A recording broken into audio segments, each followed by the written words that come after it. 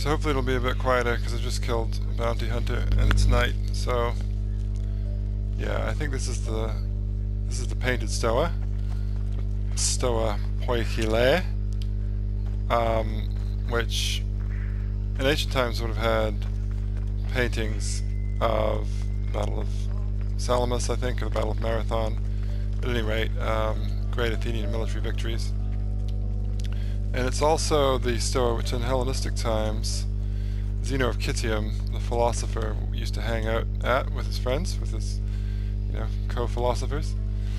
And it's actually the reason that we call the Stoics, because they were hanging around that particular stoa, the painted stoa. That's still being excavated at the moment.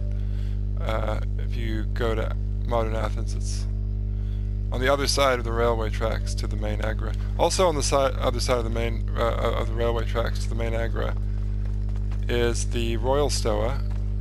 And the Royal Stoa, it's not, it's obviously not the sort of home of a king, because Athens didn't really have a king. Classical Athens didn't really have a king to speak of, but it had an Archon oh, sorry, miss. An Archon Basileus. It's a King Archon. So keep a sharp watch here. I'll keep a sharp watch. Okay, good. Thanks for reminding me.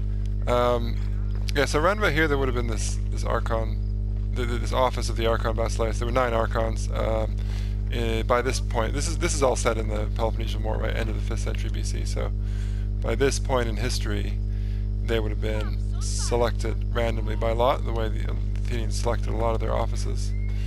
And it would have had sort of two sort of porches. It was a small building with 2 porches jutting out from the main portico. By the way, a stoa just means a porticoed building. And here we have a very similar building, but larger. It was similar to what the Royal Stoa would have looked like, but much larger. And this is the stoa of Zeus Eleutherios, which is yeah, okay, fair enough. I'll go. Don't worry, chill. Yeah, the stoa of Zeus, the Liberator, and it has these 2 porches, and you can see that that's kind of similar to the way I was describing the Royal Stoa. And I'll get out of that guy's way. But I'm just looking at it. I'm just telling people about the architecture.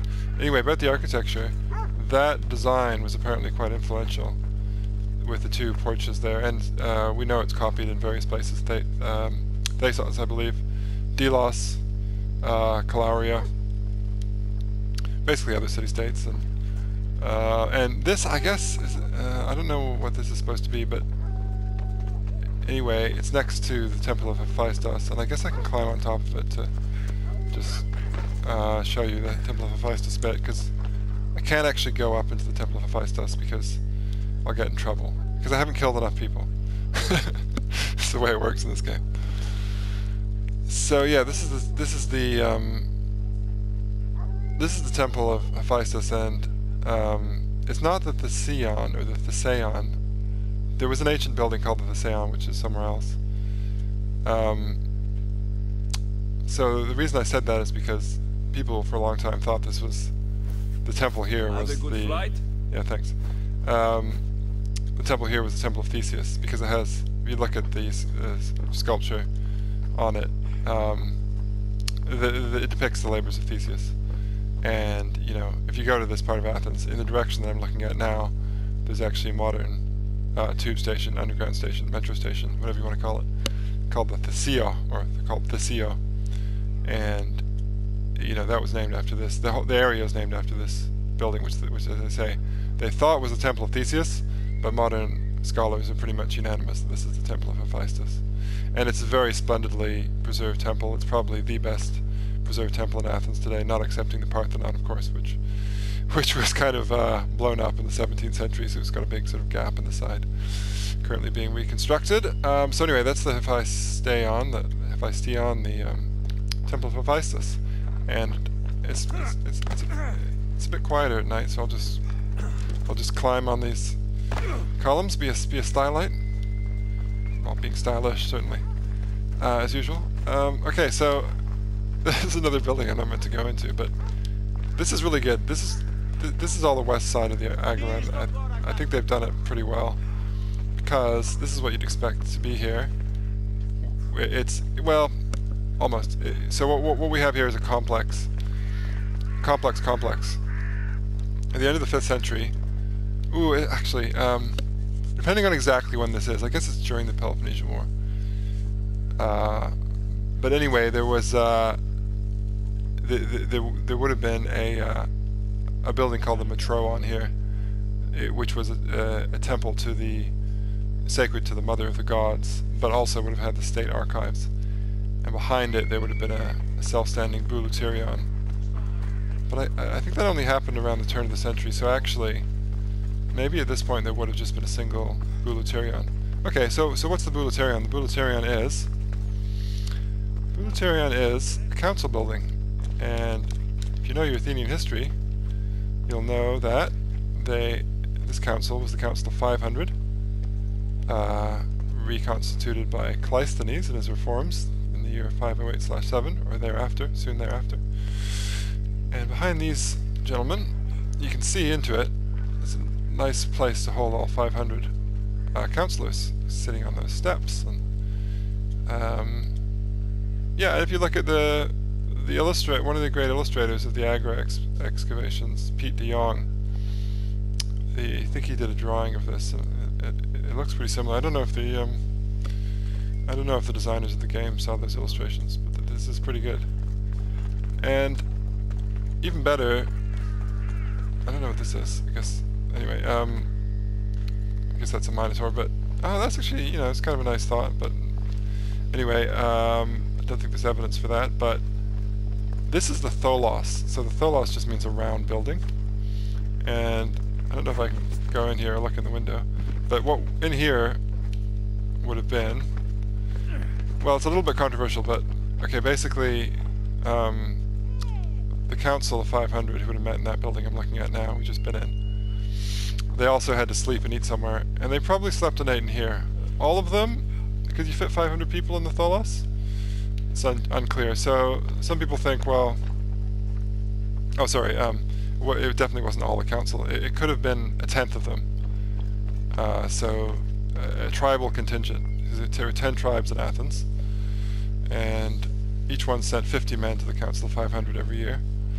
And then for various purposes, they would split into these prytanies, into these groups of 50, and they would be in prytany, so-called, meaning they were kind of standing committee running the state for a month, because there were 10 months in the Athenian administrative calendar.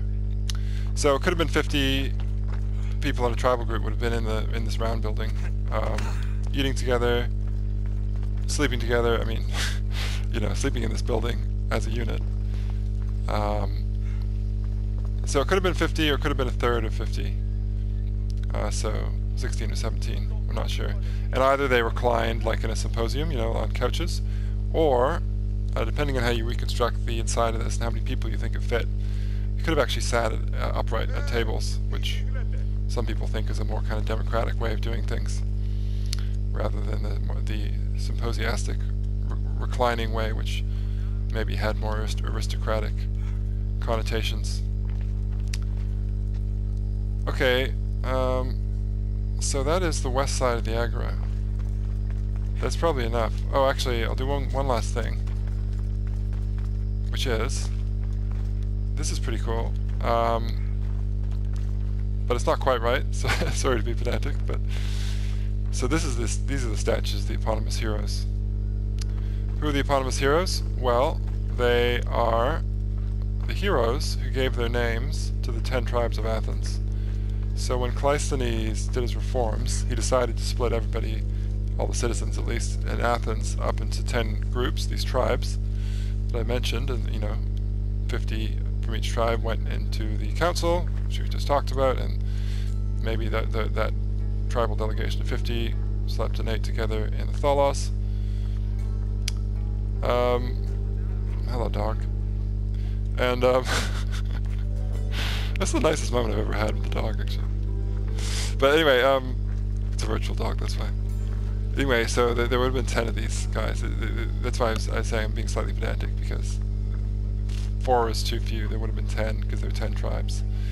And so when Cleisthenes constituted these tribes, he attached each one to a hero a hero in the sense of a sort of mythological figure that was important in Athenian history, or you know, one of them was from Salamis, but so it's nearby Athens. So important local sort of mythological figures of the area, the extended area. And yeah, and you can see some remains of the structure, the monument to the eponymous heroes in the Agora today. It would have been bigger than this, and it's a little bit of a complicated monument because there were 10 initially, and then they actually added 11, 12, I think 13 in all. Oh no, I'm going to get killed. In the Hellenistic period. But anyway, they would have been there, and they would have had, actually they would have had little sort of bulletin boards, because the tribes were also sort of hubs. The statues of the eponymoi were hubs for sort of information about your tribe. Okay, I guess I'll just check into this guy and get some arrows and shoot the bad guys. But I'll come back and we'll do the rest of the Agora later. But that's the west end, and that was pretty interesting. Cool.